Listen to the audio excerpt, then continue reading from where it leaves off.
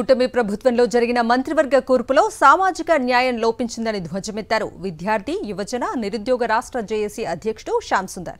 YS Jagan అధికారంలో ఉండగా సామాజిక న్యాయం పాటించారని, ఆయన 5గురు దళిత నేతలకు మంత్రి పదవులు ఇచ్చారని గుర్తు చేశారు శ్యామ్ సుందర్. చంద్రబాబు ఇద్దరే దళితులకు మంత్రి పదవులు ఇవ్వటం బాధాకరమని ఆయన అన్నారు. జగన్మోహన్ రెడ్డి గారు 5 సంవత్సరాలు ముఖ్యమంత్రిగా పదవీ బాధ్యతలు చేపట్టి దళితుల ప్రజాప్రతినిధులకు తన మంత్రివర్గంలో సామాజిక న్యాయం అనేటటువంటిది పాటించారు. 5గురు మంత్రులుగా దళిత ప్రజాప్రతినిధులకు అవకాశం కల్పించారు.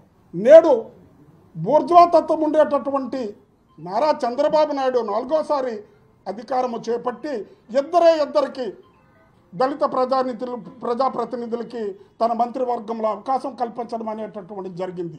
అంటే రాజ్యాంగం అందులో ఒకరు మాదిగా ఒకరు మాల.